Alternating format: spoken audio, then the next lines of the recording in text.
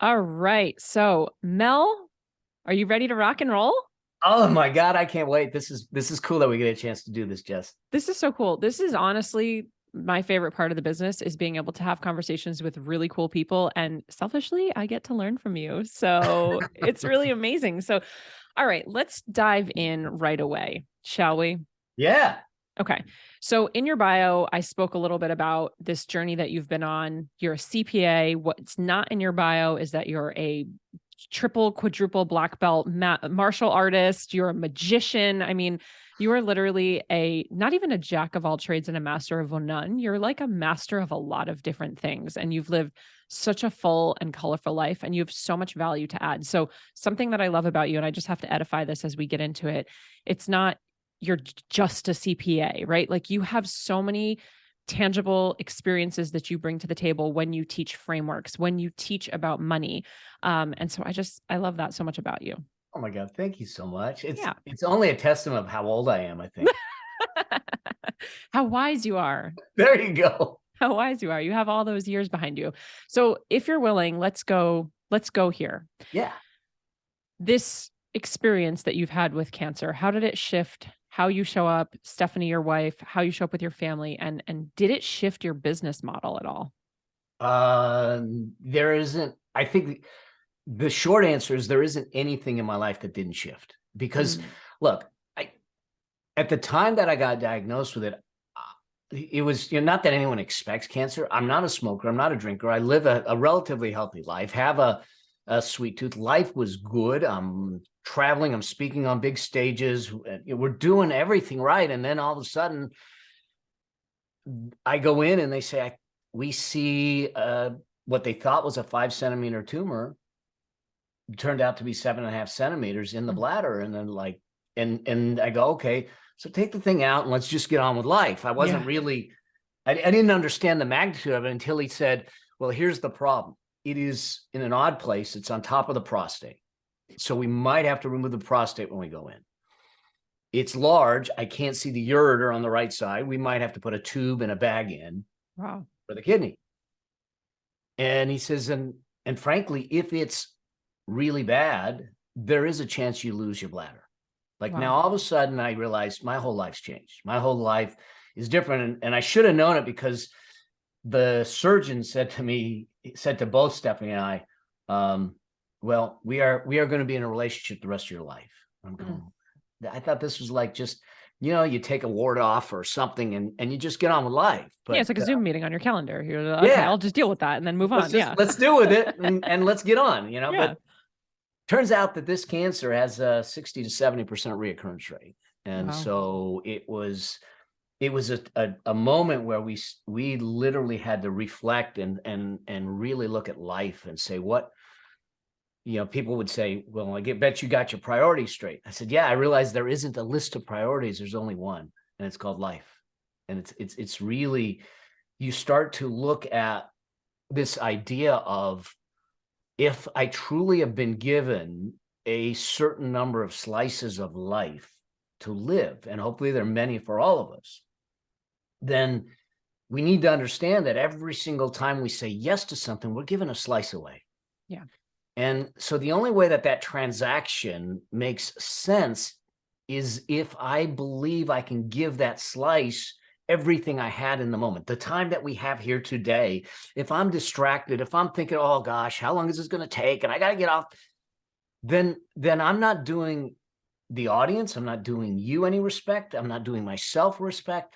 And so I started to look at things and say, what do we want to say yes to? But in the meantime, the first thing was like, we have to survive this. I'm going to beat this. So we had to stop everything. We literally just looked at each other and said, our purpose now is to beat this thing. At the And time, were you also doing coaching and online stuff, or were you working solely as a CPA? no, in fact, I had about 4 different businesses going at the same time. So No big deal. online coaching, speaking, my consulting, I'm on boards. So all of that still was going. And So everything what needed to take a pause. we had to take a pause. Yeah. And it's one of the things that we teach when we talk about money. also, and this is the importance of it, and I think that we need to consider that it is no longer a luxury to have multiple streams of income. It's a necessity. Oof. And the pandemic should have shown us that, because we talk about, hey, diversify your assets because it reduces risk and it allows you to do some things. And if one asset goes bad, you don't infect the whole pool. And if I was invested 100% in Tesla today, it's down 60%, we would get hurt real bad. But if it's only one piece. So we have those conversations around assets and investments, but we never really have the conversations around income. Can you go back for 1 second for a listener who admittedly isn't 100% sure what an asset would be? Can you just give a description of that? So it would be an investment in a stock or a piece of real estate or something that over time would build your net worth or give you cash flow that you can live off of. So an asset isn't your clothes, your shoes, although my wife thinks they're collectibles. I think they're weapons. I've seen some of these shoes. Oh my God. But, and in fact, so those personal assets aren't necessarily assets. They're just personal consumables that we enjoy, and we get joy out of it, which is the gift in it. But we can't assume that we're going to make money or it's going to allow us to live from it down the road. And then we have depreciating assets. So something like a car, right? Because the second you drive it off the lot, I know with our RV, when we bought that, that depreciated before. I think we were signing the check and it depreciated. Oh yeah. As soon as the ink dries, you just lost 30%. Okay, cool. Yeah, so diversifying our assets. Yep. It is something that you're right, that will go up in value and or produce cash flow that I can live off of down the road. Love it. Yeah. Love it. And I would tell everyone, with the people that we work with, that we say that I want you to be able to replace at least 80% of your lifestyle through cash flow from assets. That's where you start to find that financial freedom. That's where you start to find the ability to get your time back in a way that you have options and choice. Yeah. So we're Mike and I are in this right now where we're working through the process of really creating wealth, right? Because that's wealth. 80% of your livable, what you need to live off of, is coming in passively from these assets. As we're sort of in it, for lack of a better term, trying to create it and build it, it's hard. Like the wealth creation is work. And we've noticed that there's almost, and I don't know if this is true, where we've had to pull back in order to create that. Because the idea here is, let's say we have multiple properties and our properties are what are bringing in this passive income each month. Well, we're certainly not in a position to go out and just buy 12 properties, right? So it's like a slow drip. Is that true for everybody?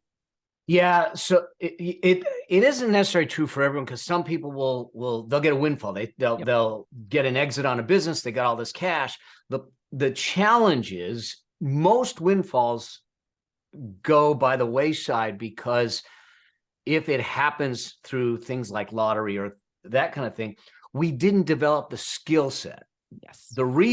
I believe the reason that wealth creation is this methodical, slow grow is because we actually have to grow to be responsible enough to be the steward of it. And we do it that way. Often people will try to look for the fast route. I did, that's how I got caught in the Ponzi scheme. The people that got hurt with this FTX thing, and people thinking they were going to make a killing on Bitcoin, and went from 70,000 to 16,000. So the true wealth, the sustainable wealth in all realms, is boring.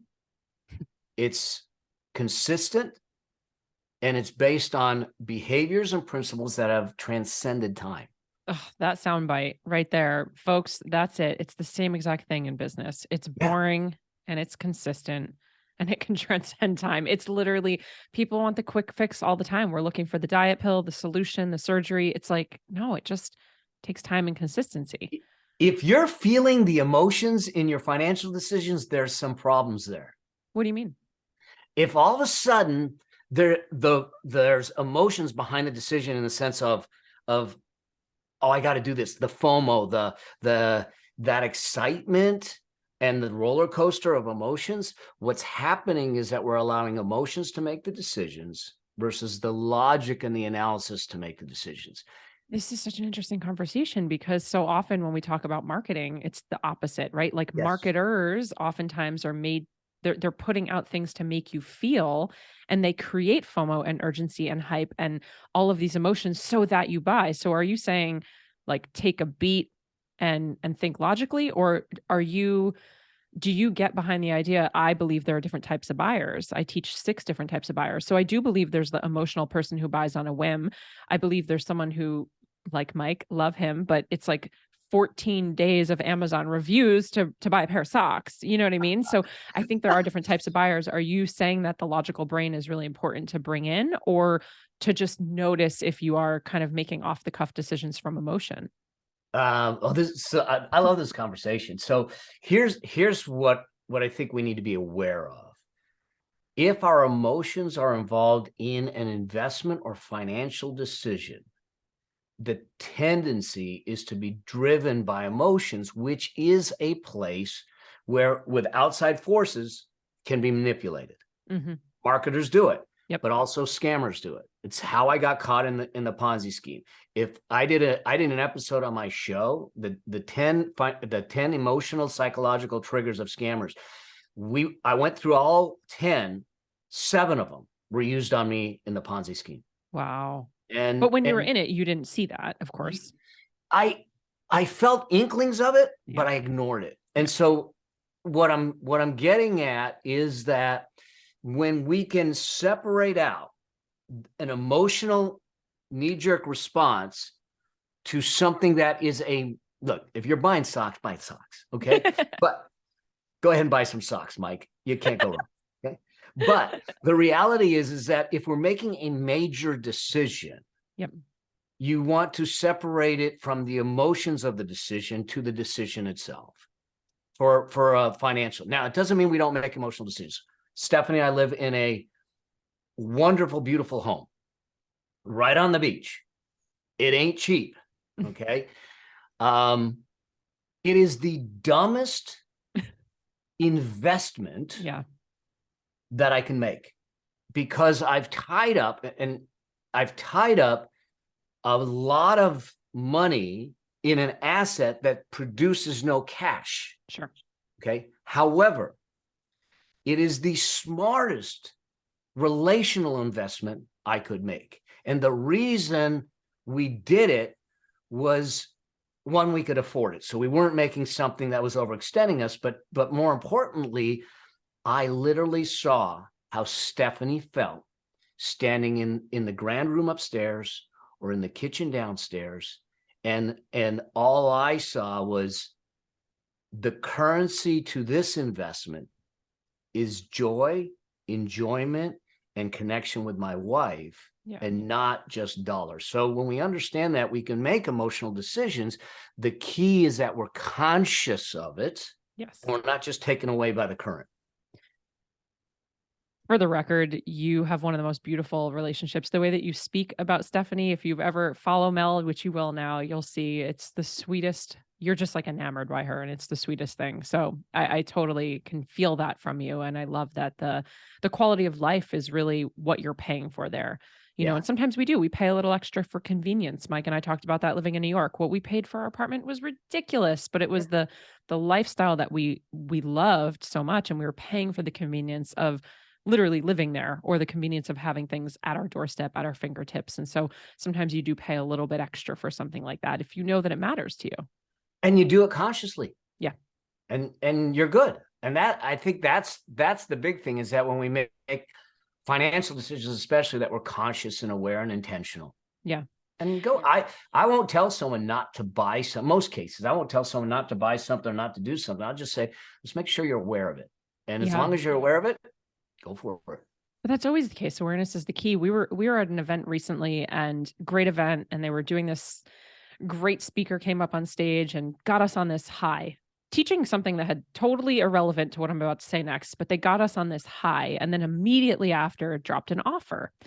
And one of our friends was sitting in the row with us, with Mike and I, and he pulled out his phone to go purchase this $5,000, just like boom, right there. And Mike grabbed him and was like, wait, dude, hold on. Like, it's not that it might not be the right fit.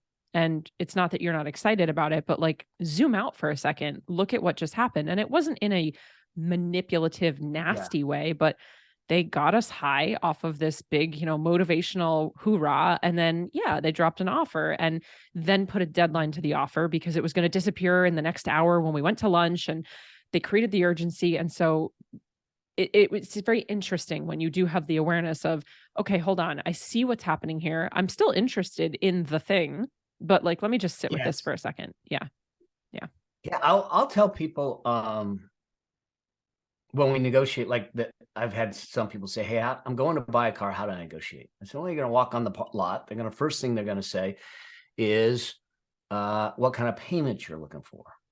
And they understand the payment game. If they get you to in the conversation around payments, what they're doing is they're removing the friction from the buying decision, and they can massage the numbers to hit the payments, and you don't really know what you're paying for. I said, so the first thing you do is say, I don't want to talk payments. I actually don't even want to talk about any of it. I simply want to look at the car because I'm not making a decision today. Ooh, keeping the ball in your court. Powerful. Yeah. And they'll continue to push. But I said, remember, I'm not making a decision today. Right.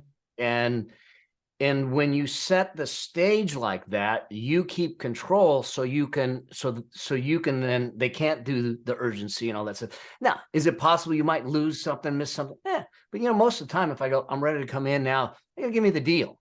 Yeah. I took us off on a very long little detour over here. I have no idea where we came from the cancer and how it changed your life. Of course it did. And it changed the business and the structure of the business. So at that point, you took a beat, you took a pulse on everything, sort of put everything on pause. Were you already financially set up to do that? Because it's really easy for someone listening right now to eye roll and say, well, yeah, I mean, you had all this other stuff. You had all these assets. You had all this other money coming in. I wouldn't be able to do something like that. Yeah.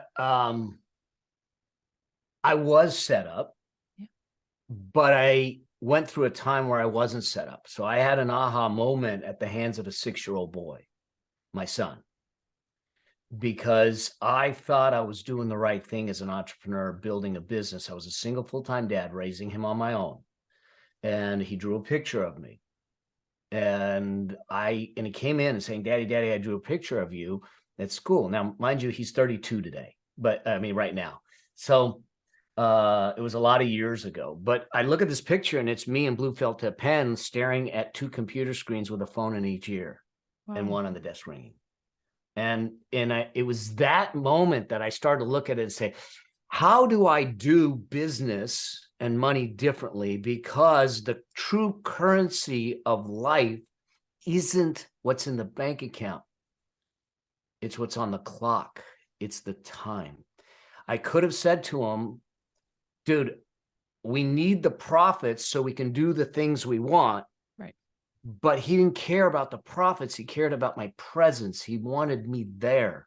And so I said, how do I start? And that's what set me on this journey and this path to say, how can I use the business? Too often we think the business is our wealth, but it's not. It's the creator of our wealth. It's the generator of it.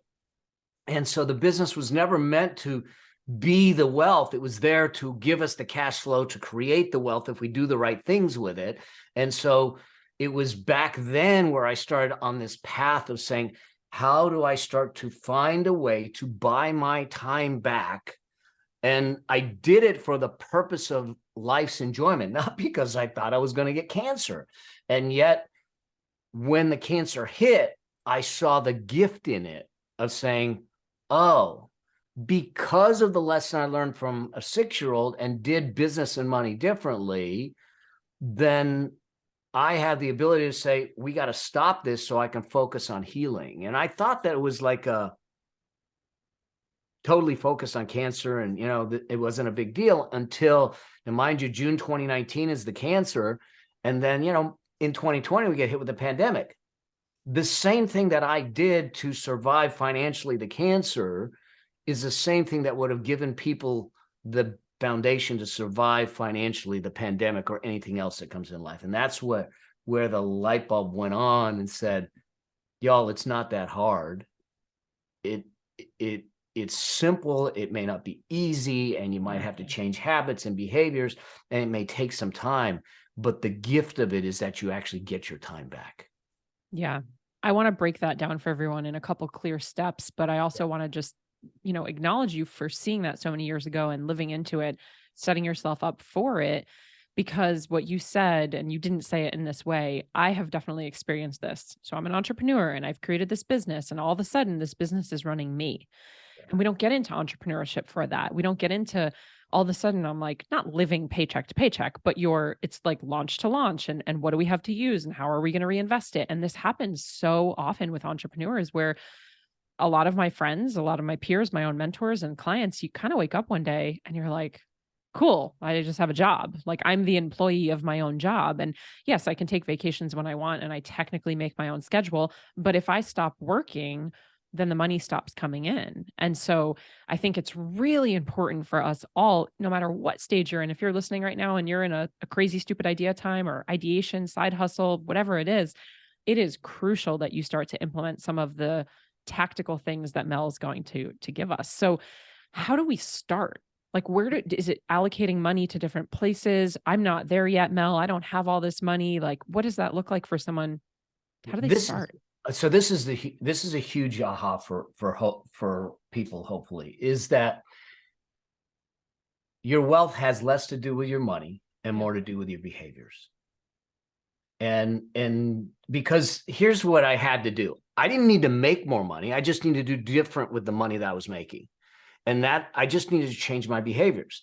And as much as it is confronting for people to say, look, your money situation is because of the choices, decisions, and habits you had from the past.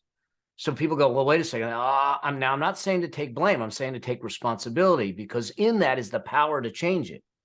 So if I just understand the right behaviors and habits and we put those into life, then over time, that boring existence of wealth will start to come into fruition. And we think that, well, I'll wait till I have more money. I'll wait till I make more money. I'll wait to be generous, to do all kinds of things. No, if it is a habit, then what matters is that you're developing the habit. That means that if you came to me and said, Mel, all I can do is $5 right now. Yeah. Great. That's the chrome weight at the gym. We're going to start lifting the chrome weight. Because we don't go in and grab the big weights and slap the barbell. You're going to crush your chest, And so we start wherever we're at to develop the habits and the behaviors that will serve us long term. So that $5 will turn into 10, that $10 will turn into 20, and then 40. And then all of a sudden you're sitting back saying, how did I end up with hundreds of thousands of dollars away? And it's because you started small and created this habit that was in place. So the first thing is to accept the responsibility for the habits and the choices. The second is to be willing to do it small at first. And so what that would look like tactically is I would tell you to just open up a high yield cash account. You can do it at any institution. High yield isn't crazy high yield, but you can get 3.8% right now in a liquid savings account. You don't go to your bank for a savings account. They're going to still give you less than 1%. So, and I don't get anything for this. You can go to some place like Wealthfront. They're paying 3.8% right now. It can go up, it can go down, right? Depending on what's going on. But in rising interest rates like we're at, we're seeing that the high yield cash accounts are higher.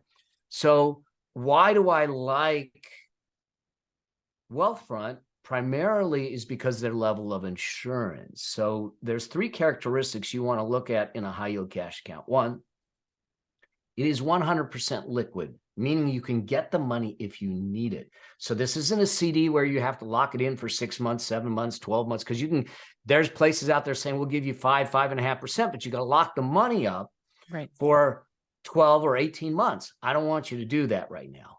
So it's 100% liquid. It is completely fee-free. There are no fees to have the account. They are not charging you for you to put your money in.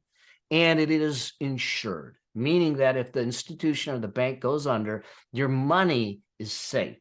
Most banks will only insure up to $250,000. Okay, so which may be fine for everyone, but there will come a time where that God willing that you can't put you want more than 250. Right. Wealthfront goes up to 2 million. Wow.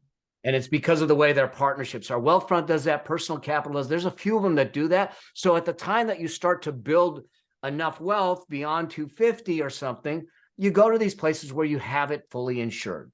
And so those are the characteristics in a high yield cash account. And what I tell our students is that I want you to start out, I want $1,500 or 1 month's expenses in a high yield cash account. It is not your emergency fund. It is your comfort fund. This is the amount that's going to give you peace if the transmission goes out, or if you have a medical thing, because it's going to cover the deductibles. You want to be able to know that, hey, I'm okay. I'm okay. And so once you have that comfort fund in place, now you have the latitude to do more. And that more would look like two things. One is getting yourself out of destructive debt. I'm not one that says that all debt is the devil. Okay. All debt has two common characteristics, but there is productive debt in my mind and destructive debt. Destructive debt is where you're financing consumables. I'm buying big screen TVs. I'm buying luxury items, stuff that I'm going to use for a week, 2 weeks, and then the enjoyment's gone or whatever, or it's gone. Okay. And we can do that. But if I'm financing it, then I'm robbing tomorrow to pay for the luxury today.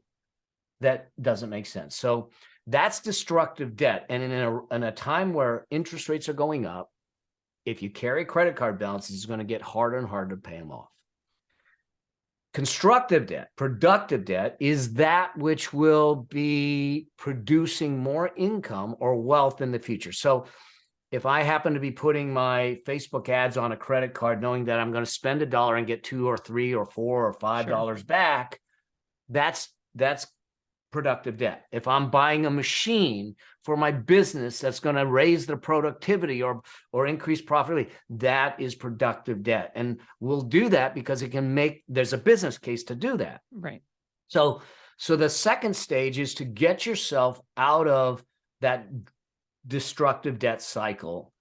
But a lot of people will tell you, and I'm different, a lot of people say, well, get out of debt before you start doing investing.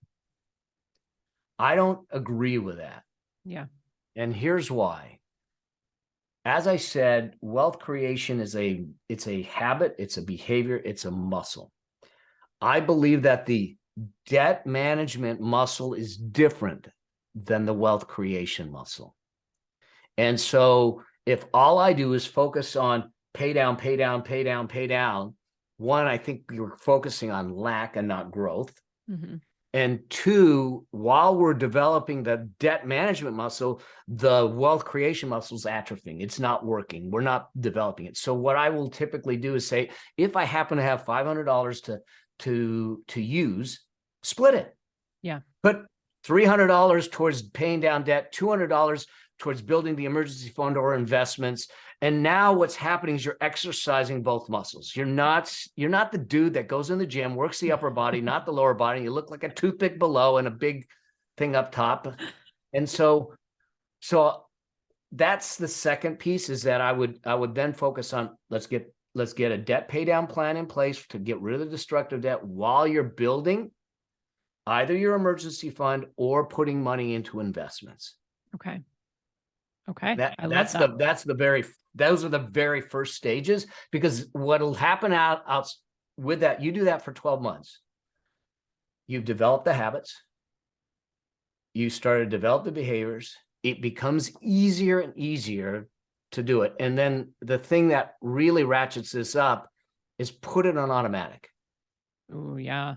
So now all of a sudden, the money, the $50 that's going into the high yield cash account automatically goes there. You don't have to make the effort. Remember, the idea is to put as much friction in a buying decision as possible to slow the buying decision down. Yep.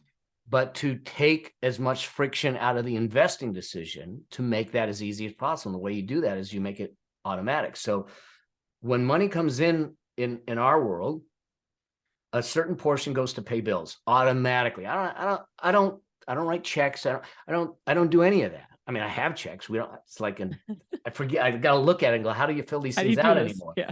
You know? But that automatically gets paid. Money automatically goes into the investment account. Money automatically goes into the high yield cash account. Automatically, things are happening behind the scenes. There's no friction. There's no thought. There's no conscious effort on my part to make it happen. We set it up with a plan and we just let it run in the background, which allows us to not come off track. Yeah. Where do you see retirement accounts, 401ks, SEPs, all that stuff? Where do you see that falling in line? So we've got our high yield, then we go into making sure that we don't have any of that debt. And at what point do we then bring in, especially as entrepreneurs, like, am I also putting into a retirement fund in addition to the comfort? So the answer is, once I have the comfort fund, which is the 1 month of the 1,500, then we start to build what I call the peace of mind fund, which is the emergency fund that other people will talk about. That's in a high yield cash account because we don't want it getting hit by the market. So it'll go up slowly at 3.8% or whatever it is. And we will have them go, we want them to strive, especially entrepreneurs, we want them to strive for 9 to 18 months there. It's conservative. Wow. But the problem is that, especially with entrepreneurs, we can go through peaks and valleys, and then we end up in paralysis. If businesses had 9 to 18 months of, runway, do you think we would have seen as many businesses shut down in 2020 as we did? No. In fact, Mark Cuban came out and said the same thing. Are you saying I'm as smart as Mark Cuban? Well, I'm saying I am too. That's what I'm hearing. Because I said it before Mark, but here's the thing. But what I'm talking about is personally. Okay. Inside the business, I'll push that down to maybe 3 months because I have outside the business more cash available. But I will extend the business comfort fund or emergency fund depending on the size of my team. Because if I have a larger team, I realize that I have more lives at stake depending on me. Yep. And so I will extend that to maybe 3 or 6 months, depending on my team size to do that. So I'll have these cash accounts that will allow me the flexibility in my business, the flexibility in my personal life to sustain myself if something happens. We didn't know what was going to happen with me and the cancer.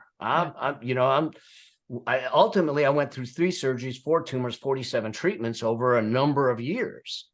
And God willing, I'm 2.5 years clear and clean now. So I actually go in for an ultrasound tomorrow. So we're sending you all the good vibes. Thank you. Yeah. So, as an accountant, because this is a really common question with a lot of our clients that we work with, how important is it for us to separate the business and the personal? Because so many people we work with are coaches, and they sort of just like put the money into their personal savings account. And maybe I did this 2 years ago and I wasn't taking a salary. I wasn't paying myself. I had a business bank account set up. I know that for sure, like a very long time ago. But I think for a lot of our clients, a lot of people, when they start similarly, they're getting paid through Venmo or PayPal, and we could talk about that. But how important is it to keep those two things separate? Oh my God. This is okay. When I hear that, like being a CPA myself, it starts to make the skin crawl. Here's the deal. They are absolutely separate. They have to be. There has to be a really clear dividing line between your business and yourself, as much as you're 100% the business. But even if I'm not making a lot of money? Yeah, that's the absolutely. pushback I get. Yeah. Okay. And here's why. Think about this. There's a couple things that happen. In the IRS's eyes, if you show losses a period of time, then they have the potential to call it a hobby, and therefore you don't take the losses, and they disallow all of that. The more you treat it like a business, the less likely that is going to happen. That means that you may start out as a sole proprietorship, so you don't go through getting an LLC and that kind of thing. But early on, even if you start out as a sole proprietorship, separate checking account, separate credit card. Doesn't need to be in the business name. Sure. Okay. It can be in your name, but the only thing on that credit card is business stuff. You're not buying groceries. You're not going to Nordy's. You're not doing Nordy's. that stuff. You know, Is that what Steph calls it? Nordy's? Yes, she does. She's going there today.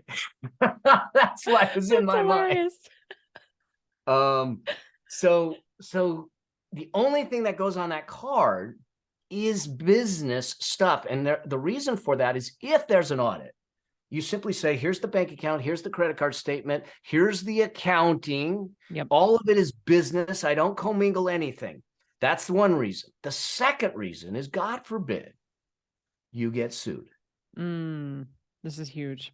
If you don't respect the legal structure and separation between your business and your personal, then you are not protecting your personal assets, and they will go after your personal assets, or they have the ability to go after. It's called piercing the corporate veil, or the LLC, walls and that kind of thing. So after a year or so of sole proprietor, I would create the LLC. Yep. I would operate it as a separate bank account and make sure that everything is completely delineated and not commingled. And if you need money out of the business, you're taking money out of the business as distributions, as salary, or dividends. That's the only way, or a loan, but I wouldn't take loans out of the business. I personally also experienced once I was paying myself a salary, and, I was set up as an LLC a decade ago, but once I started to actually pay myself as a salary and really see the two as separate pieces, just energetically, like the mindset around it, it felt, and again, before we were talking about sort of being an employee to a job that you've created, but there's something really beautiful when that's the case, because when it was all just one thing for me, there was almost, in my experience, underlying resentment, because while I was making a ton of money, it wasn't quote unquote mine. And it felt like, I felt like it just was working on this hamster wheel and not seeing anything, which is ridiculous because there was tons of money, but it was like, I didn't get to, especially in a digital world, right? We don't touch it anymore. We're not holding money, cash. We're not going to the bank with the teller most of the time. And so it's like just going through the ether, and it's just doing things in the interwebs, and you don't feel it and you don't see it. And when it wasn't separate for me, it didn't feel like a real business, no matter how much money I was making. And then once I really separated the two, even if it was small numbers, it was like, wow, look at what we've created. This is so great. We can take this money and we can spread it out and diversify it and put some here and do some give back here. And it was very clean cut. So I think if you're listening right now and you have that resistance to, but I'm not making a lot. Yeah, but this, yeah, but that. It's like, well, also understand that if you want to create a real, lasting, sustainable, scalable business, it starts with the foundation, and it starts with setting up your business in a way that you are treating it like a business and not a hobby. Well, I think what you just said is really important. By setting it up this way, it's going to shift the eyes in which you look at the business through. It is not, and this is why I struggle with the term side hustle, because it kind of lets you off the hook for your commitment to really making it successful. It's just a side hustle. No. Because your side hustle is really impacting people's lives. So take it seriously. Take it. It's important. So, but what happened, for instance, a dear friend of mine, Brendan Bouchard. Now we're going back 2009. I'm backstage with him because I'm always backstage with him, working the content and the show. He says, dude, you got to do a live event. I go, I don't. And he goes, no. Just put something on the calendar. You'll see that it shifts the way you look at things. Okay. So I went and put something on the calendar. Next event, I'm backstage with him, and he says, did you put something on the calendar? I said, yeah. He said, what's the dates? June 2nd, 3rd, and 4th. I still remember it. And he goes, oh, he says, that's 6 weeks after the Experts Academy. I go, yeah. He says, good, bring a jacket. You're getting on stage. We're selling the event.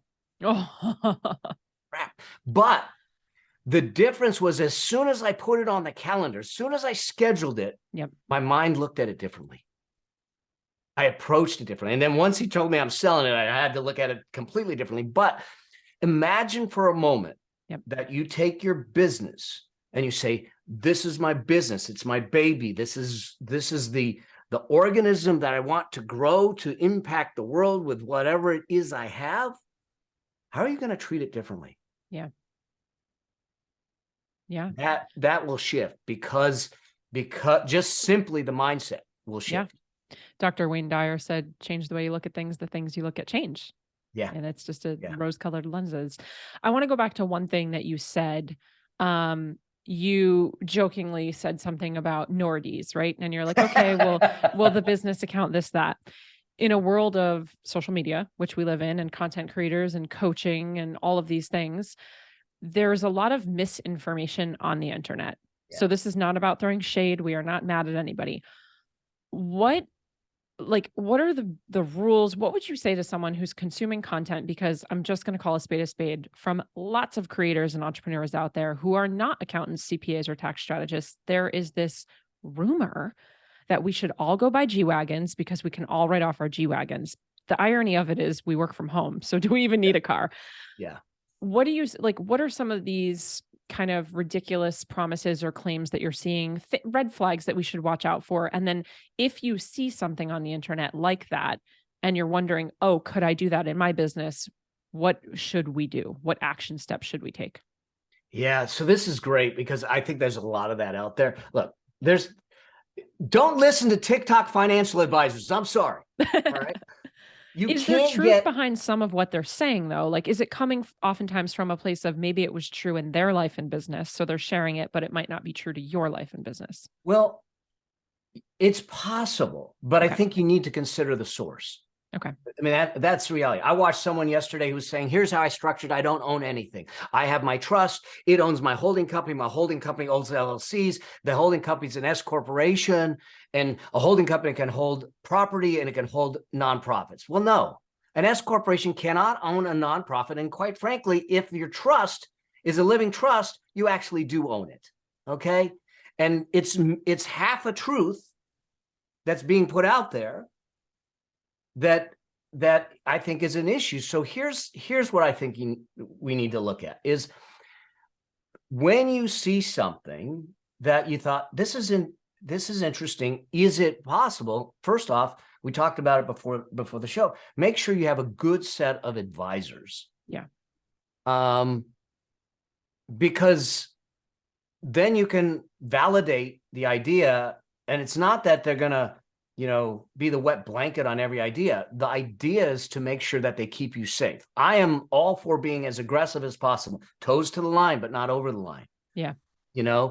So what I hear with a lot of these folks, especially in social media, all my clothes are deductible. No, they're not. Okay. That has been tested in tax court. And unless it's a uniform, if it's fit for other use, it is not deductible. Yeah. I don't care. In fact, I tried to fight the case for our personal trainer, and the argument was he goes through more tennis shoes than the normal human being. So at least give me a percentage. And said, no, the law is the law, the rules are the rules. So if someone's telling you that you can take 100% of your clothing as a deduction, they're wrong. Yeah. Absolutely wrong. Now, is it possible you get away with it for a while? Sure. Right. But when you don't, and the IRS decides they want to dig further and see what else you're trying to get away with, that's a problem. Yeah. Yeah. So the rules are the rules. If it's uniform or not fit for other wear, it's costume or something like that, yes, deductible. But if you're buying a suit, you're buying a dress for a gala, it's not deductible. Yeah. Okay. So that's one of the big things. The G-Wagon, the rules allow you to take a huge deduction, but there's this aspect of taking a deduction for a vehicle that says, what's your business use? And they don't tell you that. Right. Now, if your business use is 10%, guess what? You're not getting the full deduction if you're going to get any deduction at all. And like you said, we're working from home. Right. So my level of business use of my vehicle might be to go to a meeting, to go to the airport, to go to these places that has a small percentage, but not a huge thing. So you want to be smart. Now, the other side of this is when you have right advisors, you can sit with them and say, listen, I want to go on a vacation. but what can I do on this vacation to at least deduct a part of it, to Sure. set it up in a way to do it smart and in alignment with the rules and everything, so we can do that. And now you're being proactive because just because we're supposed to pay taxes doesn't mean we're supposed to overpay taxes. Right. So we just need to be smart. We need to document it all, and we need to follow the rules, because the rules will work for us if we use them and use them correctly. Do you think there's a level of like, if it's too good to be true, it probably is when people are looking at deductions? Yeah, there is and you got to look at reasonableness. I mean, my gosh, if all of a sudden you're like, here's the other thing that I want to be really clear on, because you mentioned Venmo. The general tax law is this: everything you receive in cash, in currency, in property is 100% taxable. Nothing you pay in cash, in currency, or property is deductible. That's the general rule. Right. The rest of the tax code are the exceptions. So the reason you get to not pick up the income is because the tax code is giving you an exclusion. The reason you get to take a deduction is because the tax code is allowing it. It's an exception. But what that means is this, because I hear this all the time. In fact, had this conversation with someone just the other day. Well, if I don't receive a 1099, does it mean I have to put it on the tax return? I go, yeah. Well, they didn't pay me in cash. They gave me a car for it. Well, Right. That's compensation. I mean, you watch those game shows? Yeah. People think, I just won $20,000 car. Yeah, and a tax bill, because they're 1099 you, because it's all compensation. My parents won the Money Maze in the 70s with George Clooney's dad was the host, and they couldn't even take some of the prizes because they couldn't afford the taxes on the prizes, so they had to leave them behind. Yeah, and so here's the big thing here. If you're aggressive on deductions, they'll disallow it and slap your wrist and say, we're not going to allow it. Yeah. But if you do not pick up 100% of your income, that is tax evasion. Yeah. That is a criminal offense. And if it gets referred to CID, Criminal Investigation Division, they will peel you like an onion. I don't mean to create fear. But CID they see everyone as a fraudster. So you might be innocent and thinking, but so it's important for you. It's the very reason Wesley Snipes went to jail. Yeah. Okay. So what I'm telling you is that, look, if you're going to be aggressive, do it with guidance and do it on your expenses. Do not include 100% of your income. That is a game you won't win if you get caught. And that's a dark road to go down. So just because you don't get a 1099 doesn't mean that you don't have to put it on the tax return. Just because you get paid in something other than cash doesn't mean that it isn't something that should be recognized. And then you look at, how do I use the code legally to reduce my income legally so I minimize the taxes that I pay? Yeah. And there's a lot of ways to do that, but start with the foundation of treating it like a business, because that's going to help with the deductions too. I love that. So to put a bow on sort of this topic, it's don't believe everything you see on the internet, and take the time and potentially money that it will cost you to really check in with your own personal accountant, tax strategist, CPA, wealth advisor, all of the above. If you don't have any of them, at least start with an accountant, right? Yeah. Because I see so many coaches specifically. It's like, this photo shoot is a write-off, and the clothing and my eyelash extensions and my hair extensions and my makeup. And it just gets to a point where you're like, I don't think that that's necessarily true. So let's be really cautious and mindful. Because there is gray area, but that is why we have people like you who are knowledgeable in tax code. Because to me, it's gibberish. Oh yeah. Yeah. But here's the interesting thing. If you were a makeup artist, the eyelashes and stuff would be deductible. But if you were the actress, it's not. Yeah.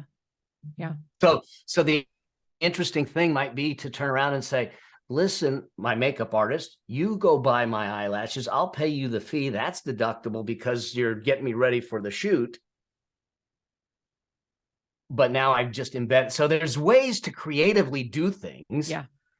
if you wanted to.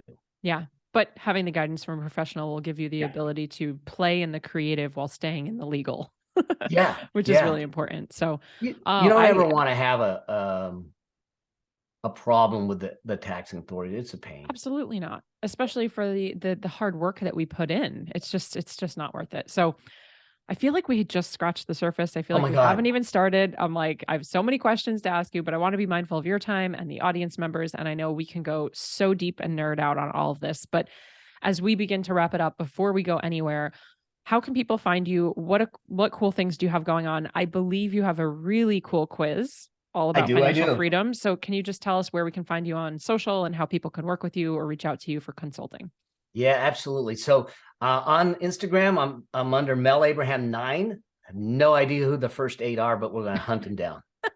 Um, and I love DMs, all of that type of stuff. If anyone has questions, I also have this quiz. It's called yourfinancialfreedomquiz.com, which is going to walk you through a handful of questions that's going to kind of establish a benchmark of where you are and what your next steps are. And what we'll do is it curates specific content for wherever you are to move you forward towards financial freedom. I truly believe that financial freedom is your birthright. We just got to go claim it. And it doesn't need to be complex.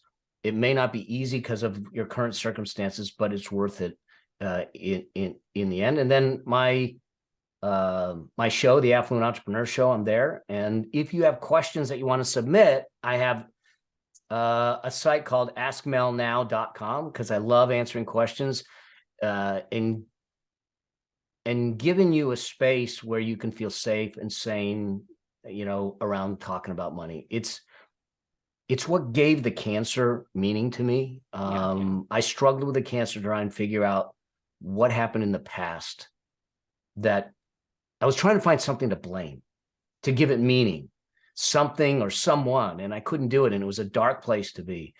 And I was said to myself one day, well, what happens if the reason I got the cancer is in front of me and not behind me? And that's when I started to say, oh, the cancer's the message for me to bring this to the world, to give people the financial safety they deserve.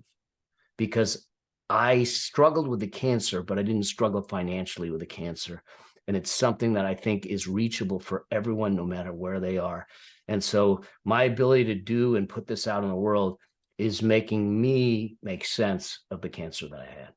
Well, we are all so grateful that you're healthy, but also that you took that message and you ran with it because you were helping so many people. So, are you down for a couple rapid fire questions before we go? I am. Okay. What are you currently reading? What am I currently reading? Oh my God. Hacking Growth is something that I just started reading. And I'm really just into it. So I don't know. I can't give an idea of where it's at or what's it about. So okay, cool. Favorite movie? Favorite movie? Oh my gosh. Believe it or not, I love The Rock. Oh, yeah. Anything with Sean Connery, I love. Yeah, that's a good one. That's a good one. Best piece of advice you've ever been given?